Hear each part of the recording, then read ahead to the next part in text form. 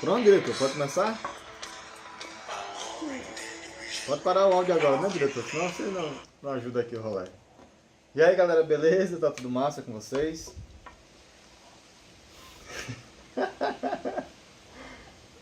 E o que foi isso?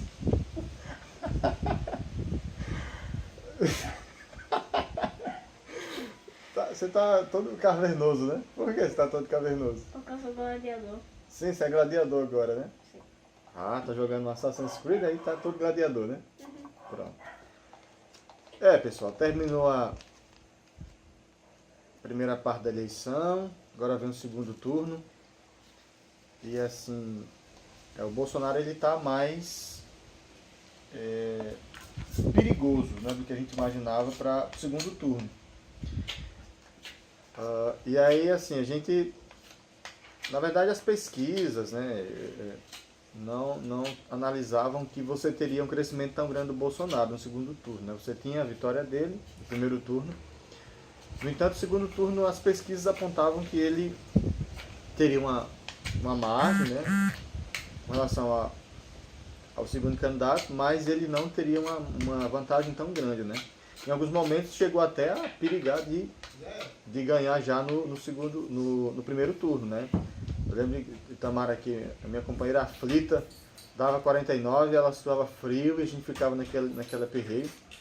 Então assim, ele não ganhou no primeiro turno, só que esse processo, né, tem gerado um movimento, né, de adesão e tal. Eu não diria nem de adesão, mas uma moda, né, um certo modismo relacionado ao nome dele. E aí a gente tem que ter algumas questões, né? Ele pode ganhar? Pode, é perigoso, realmente o nome dele é possível, né, de se tornar, a partir da via democrática que ele tanto critica, né, o novo presidente do país. Mas isso não é certo, né?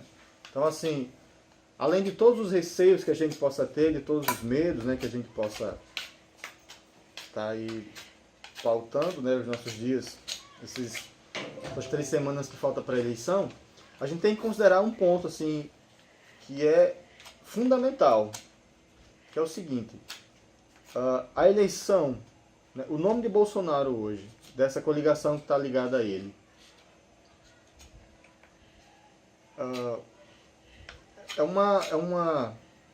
de certa forma é um nome que já está estabelecido, né? Os movimentos que se oferecem a estar ligado a ele já estão colocados.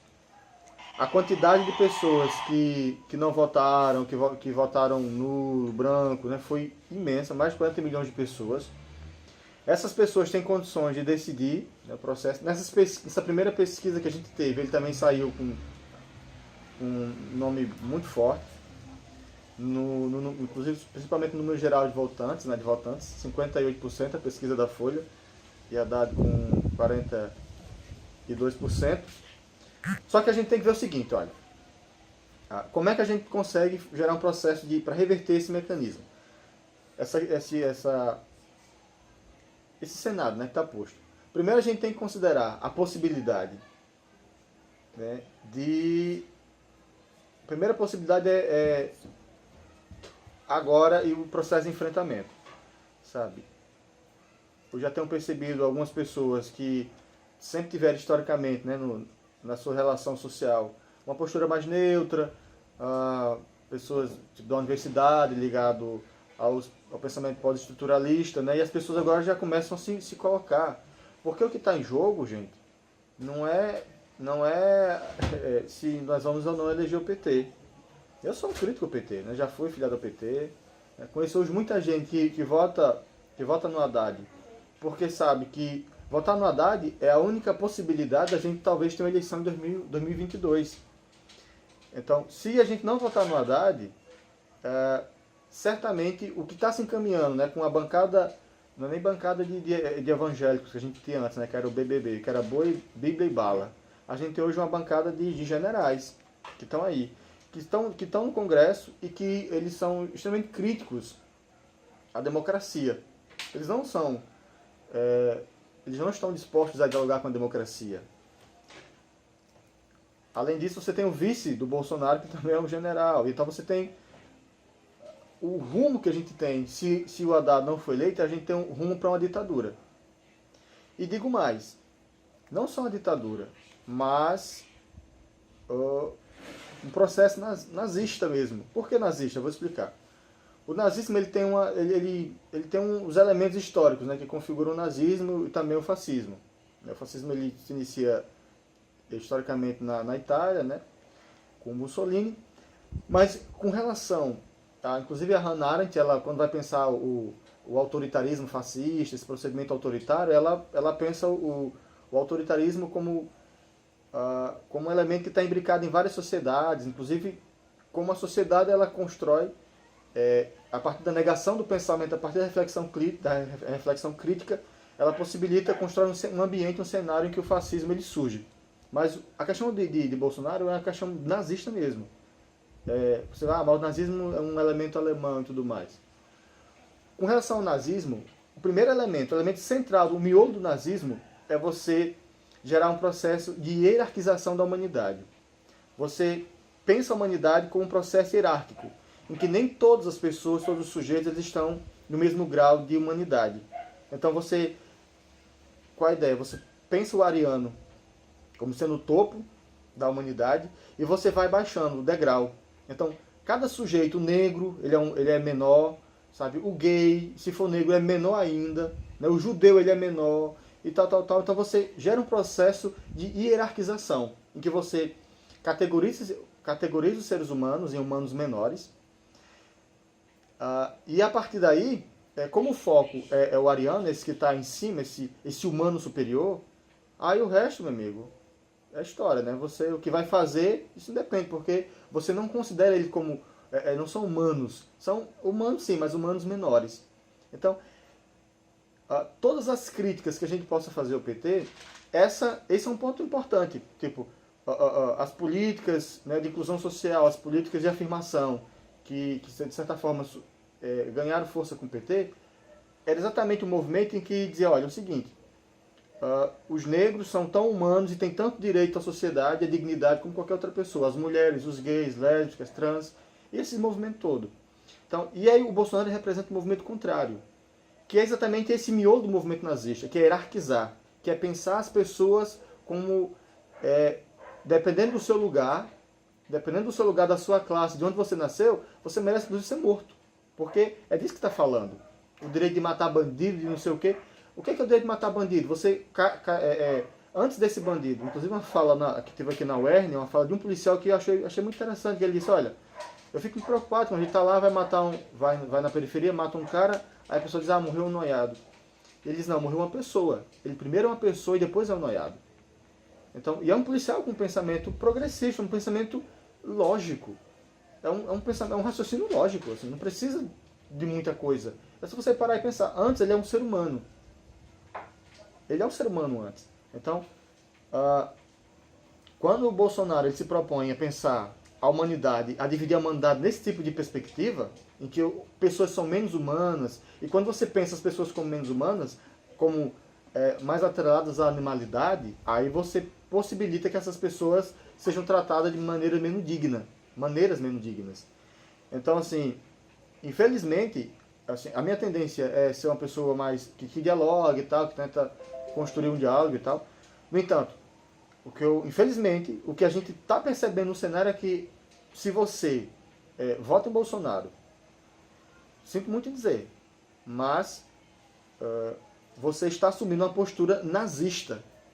Porque se você vota em Bolsonaro, porque votava, vamos dizer, em Daciolo, porque era religioso, o que a gente percebe é que as pessoas que votavam em Daciolo, porque o viés religioso, né, e Daciolo realmente você percebe o histórico dele, ele realmente é fiel àquela fé dele, E não Bolsonaro, que se converteu recentemente para poder angariar os votos dos evangélicos. Você percebe que essas pessoas tendem a votar no Haddad, né?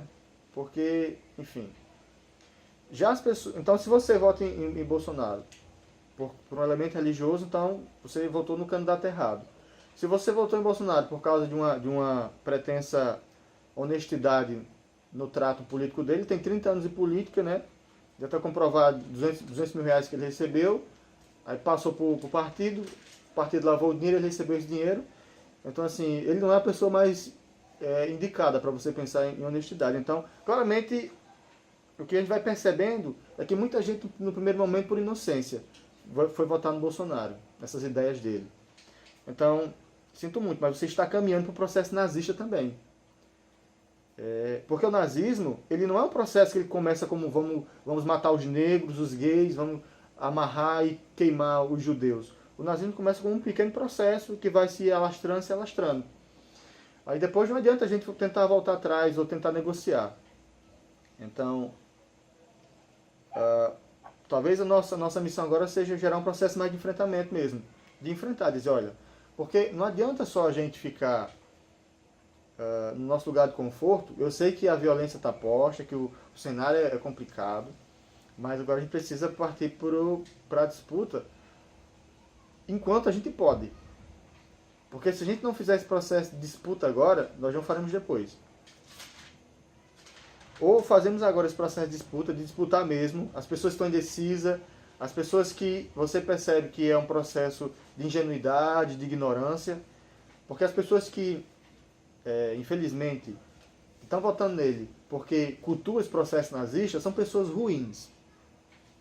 Eu não gosto de usar esse termo que, de certa forma, põe as pessoas tudo no mesmo pacote, porque ninguém é totalmente ruim. Né? Só que também, se a gente gera um processo só de relativização, e a gente nunca chega a um ponto em que, o que é ruim? Não é ruim, depende, varia e tal. As coisas estão postas e a gente precisa ter essa posição. Dizer, olha, a nossa posição é essa. Então, assim, infelizmente, o que eu tenho a dizer para você é que se você vota em Bolsonaro, se você vota em alguém tão ruim como Bolsonaro, se você se identifica com as ideias tão nefastas como a de Bolsonaro, você precisa se tratar, ou você precisa reconhecer que você, talvez, infelizmente, se você tivesse nascido no período nazista na Alemanha, talvez você fosse um dos que tivesse queimado os judeus. A história não trata disso, de como seria se fosse de outra forma. Não tem como saber como seria se fosse. Mas o movimento que produziu, todo o movimento nazista, é um movimento muito semelhante ao que tem acontecido aqui no Brasil. Eu estou dizendo que a esquerda é santa, estou dizendo que... E outra coisa, eu não estou aqui, inclusive, defendendo Lula.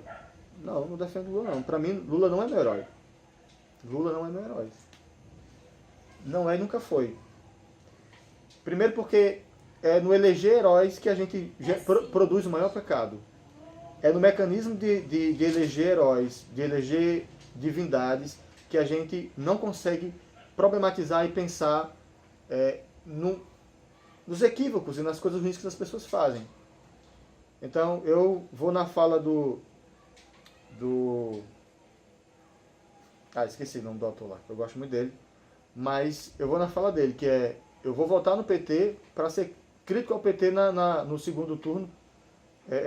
A partir do momento que o PT chegar ao poder, a gente tem que, inclusive, começar a construir formas de consolidar, porque o PT não dá conta mais.